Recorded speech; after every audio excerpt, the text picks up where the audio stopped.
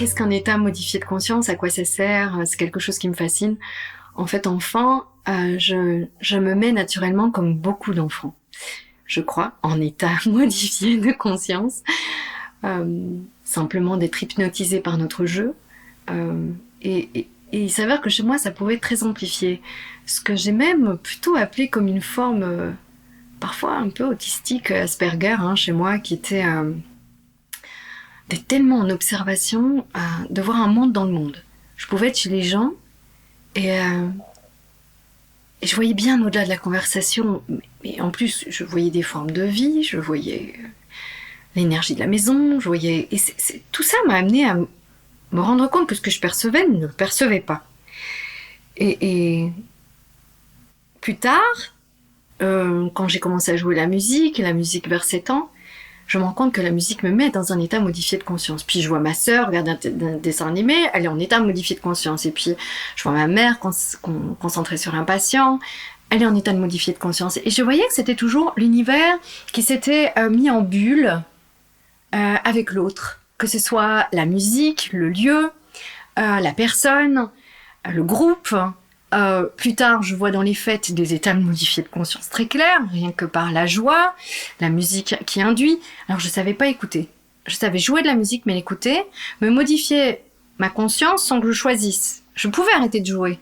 Mais si j'arrivais dans un endroit où ça avait commencé, il fallait que je sorte pour que ça s'arrête. Donc, l'état modifié de conscience est pour moi un mouvement naturel. J'allais dans l'église, c'était un état modifié de conscience dès que la pratique commençait, même le lieu. Et donc, je me suis dit, tiens, quelle voie naturelle, en grandissant. Et donc, j'ai commencé à utiliser ma voix comme état aussi, me permettant un état modifié de conscience. Je voulais pas qu'on me construise une voix, je voulais me déconstruire et que mon corps devienne mon violon. C'était ma manière de vivre, en fait, mes premières transes. Je devenais les personnages, état modifié de conscience. Et je devenais tellement tout le temps les personnages depuis que j'étais petite que je me posais la question, t'es qui toi ? Finalement, quand est-ce que t'es pas les autres ? Quand est-ce que tu n'es pas la musique ? Quand est-ce que tu n'es pas le paysage ?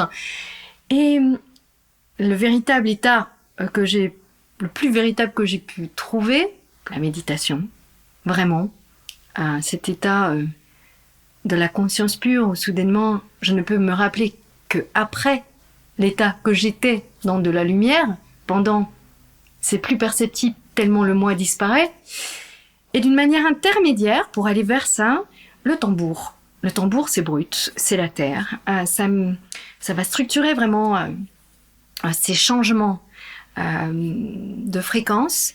Et le voyage chamanique m'a amené à ces états modifiés de conscience beaucoup plus purs et finalement d'être en miroir direct avec moi.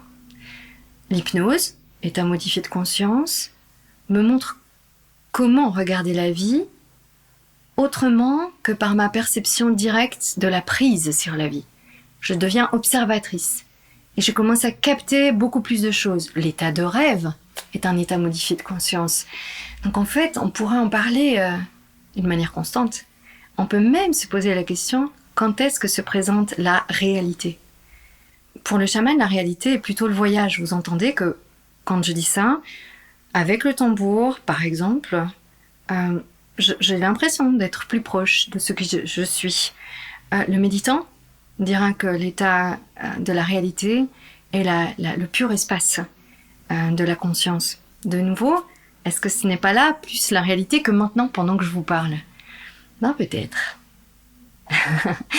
Je vous amène à vous poser la question.